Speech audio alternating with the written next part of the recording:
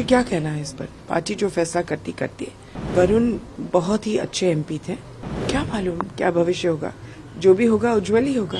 कांग्रेस नेताओं और राहुल प्रियंका के चचेरे भाई भारतीय जनता पार्टी के नेता वरुण गांधी ने उत्तर प्रदेश के गांधीगढ़ रायबरेली से लोकसभा चुनाव लड़ने के लिए अपनी पार्टी के प्रस्ताव को अस्वीकार कर दिया है। नमस्कार, आप देख रहे हैं ए न्यूज़। एक हफ्ते से अधिक समय पहले वरुण गांधी, जिनकी पीलीभीत सीट से टिकट कट गया था, से भाजपा नेतृत्व ने संपर्क किया था कि यूपी भाजपा जो पीलीभीत से उन्हें टिकट नहीं दिलाने में महत्वपूर्ण भूमिका निभाई थी, इस विचार से सहमत थी।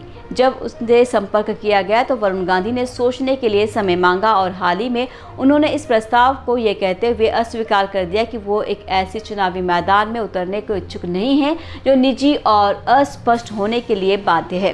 भाजपा इस घटनाक्रम को लेकर चुप्पी साधे रही। भाजपा के यूपी उपाध्यक्ष विजय बहादुर पाठक के पास इसका सीधा उत्तर था, मुझे इसके बारे में कोई जानकारी नहीं है, वैसे भी मैं बोलने के लिए अधिकृत नहीं हूँ। भाजपा के प्रवक्ताओं से पूछिए। जब इसके बारे में पूछा गया तो भाजपा के एक प्रवक्ता ने इस पर टिप्पणी करने से इनकार कर दिया और इस मामले पर टिप्पणी करने के बाद भी उनका नाम नहीं लेने का अनुरोध किया गया। भाजपा को वरुण के नाम पर सहमति की उम्मीद करने का एक कारण ये था कि उनकी मां मेनका गांधी ने 1984 के चुनाव में प्रियंका गांधी के पिता राजीव गांधी के खिलाफ संघर्ष किया था। हालांकि वो असफल रही। उनके पिता संजय गांधी की मौत के बाद परिवार द्वारा उनके और युवा वरुण गांधी के साथ कथित दुर्व्यवहार के बारे में वो रिकॉर्ड पर है। आपको बता दें कि जितिन प्रसाद पीलीभीत से भाजपा के टिकट पर चुनाव लड़ रहे हैं, जबकि वरुण की मां मेनका गांधी अपनी सीट सुल्तानपुर पर बनी हुई है। रायबरेली एक सीट जिस पर लगातार 4 बार कांग्रेस की पूर्व अध्यक्ष सोनिया गांधी का कब्जा था, इस बार उनके राज्यसभा मार्ग से संसद जाने का विकल्प चुनने के बाद खाली हो गई, जबकि कांग्रेस ने अमेठी या रायबरेली से किसी भी उम्मीदवार की घोषणा नहीं की है। कांग्रेस अध्यक्ष मल्लिकार्जुन खड़गे ने हाल ही में एक साक्षात्कार में दावा किया कि दोनों सीटों के लिए एक आश्चर्य है। सोनिया से पहले पूर्व प्रधानमंत्री इंदिरा गांधी रायबरेली से 3 बार जीत चुकी थी। इस सीट पर इंदिरा के पति फिरोज गांधी भी 2 बार 1952 और 1957 में चुने गए थे। इसीलिए ये व्यापक रूप से अनुमान लगाया जाता है कि कांग्रेस इस पारिवारिक गढ़ से गांधी को चुनाव लड़ाना चाहती है और प्रियंका को दौड़ में आगे माना जा रहा है, जैसा कि वरिष्ठ कांग्रेसी नेता ए.के. एंटनी ने भी संकेत दिया था। जबकि रायबरेली कांग्रेस का गढ़ बना हुआ है, लेकिन पिछले कुछ वर्षों में इसकी पकड़ कमजोर होती जा रही है। रायबरेली के 2 मजबूत विधायक समाजवादी पार्टी के मनोज पांडे और कांग्रेस के अदिति सिंह अब भाजपा में शामिल हो गए हैं, जिससे पार्टी की चिंताएं बढ़ गई हैं।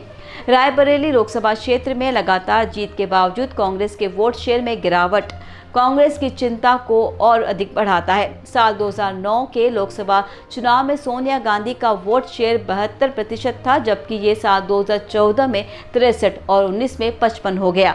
बाकी वरुण गांधी का भाजपा का प्रस्ताव अस्वीकार करना हाल की राजनीति में परिदृश्य में महत्वपूर्ण घटना है कि रायबरेली सीट पर कांग्रेस और भाजपा के बीच चुनावी लड़ाई को और दिलचस्प बना देता है।